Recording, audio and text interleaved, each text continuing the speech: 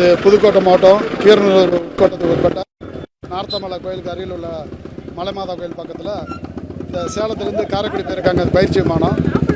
அது பாம்பேயை சேர்ந்த சஞ்சய் பாண்டேங்க சொந்தமான தனியார் விமானம். அது சேலத்துலேருந்து காரைக்குடி போய்ட்டு அவங்க திரும்ப திருச்சி போகிறதாண்டி வந்திருக்காங்க. இப்போ இன்ஜினில் ப்ரொப்பல்லரில் ஒரு ரெக்கை டேமேஜ் ஆனதுனால அங்கே 30 கிலோமீட்டருக்கு தான் அங்கே போய் லேண்ட் பண்ண முடியாததுனால சாதுரியமாக இந்த ஹைவேஸ்லேயே அவங்க லேண்ட் பண்ணியிருக்காங்க. இதில் 2 பேருக்கும் பைலட்டுக்கும் அவர் பயிற்சி கொடுக்குறதுக்கும் எந்த காயமும் இல்லாமல் சிறு காயமும் இல்லாமல் ஃப்ளைட் வந்து நல்ல முறையில் லேண்ட் பண்ணியிருக்காங்க. வேறு டிராஃபிக் தான் இருக்குது. வேறு இப்போ ஏர்போர்ட் அத்தாரிட்டி வந்து இன்வெஸ்டிகேஷன் பண்ணிகிட்ருக்காங்க. அது மோதனதால பொய்யான தகவல் அப்படிலாம் எதுவும் இல்லை. அவங்க அப்படி சொல்லலை. அது இன்ஜின் ஹீட் ஆகி ஏதோ உடஞ்சி ரன்னிங்கில் வர்றப்பே வந்து ரெக்க டேமேஜ் ஆனது. ஆமாம், எடுத்து வந்து அவங்க எடுத்துகிட்டு போயிட்டாங்களான்னு தெரியல. தேடி எடுத்துகிட்டு வந்துட்டாங்க. அதை இப்போ ஏர்போர்ட் அத்தாரிட்டி வந்து இன்வெஸ்டிகேஷன் பண்ணிட்டு இருக்காங்க. திரும்ப திருச்சி போய் லேண்ட் பண்ணலான்னு இருந்திருக்காங்க. அங்கே தூரமாக இருக்கிறதுனால அது பற்றியும் அவங்க போக முடியாதுனால ஆமாம் இல்லை திருச்சி போகிறதுக்கு வந்திருக்காங்க.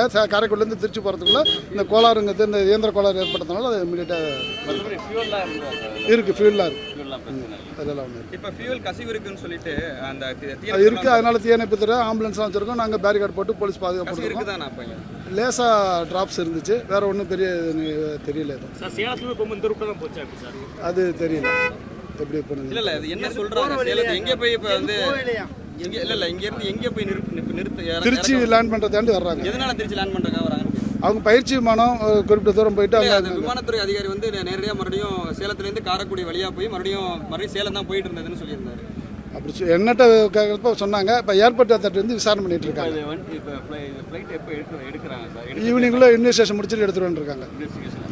மும்பைலேருந்து வரணுமா இல்லை லோக்கல்லேருந்து யாரும் இல்லை இப்போ இங்கே திருச்சிலேருந்து வர சொல்லியிருக்காங்க. வந்து பார்த்துட்டு போயிருக்காங்க. வல்லுநர் குழு வந்து இப்போ சாலை ஓரமாக நிற்கிது. இங்கே பொதுமக்களும் என்னென்ன மாதிரியான நீங்கள் பாதுகாப்பு பண்ணுறீங்க? இப்போ நாங்கள் வந்து போலீஸு இப்போ போதுமான காவலர்களும் பேரிகார்டு போட்டு எங்கள் மாவட்ட உத்தரவுப்படி இப்போ பேரிகார்டு போட்டு போலீஸ் பார்த்துருக்கோம். இப்போ ஈவினிங் வரைக்கும் நாங்கள் எங்கள் கிட்ட இருந்து எந்த அசம்பாதம் இல்லாமல் பார்த்துருக்கோம். போக்குவரத்து இடையூறு இல்லாமல் பார்த்துருக்கோம். இது எத்தனை மணி நடந்த சம்பவம் சார்? ஆக்சிடென்ட் எத்தனை மணி நடந்தது? ஆக்சிடென்ட் இல்லை, சுமார் 12:30 to 1 o'clock நடந்த சம்பவம்.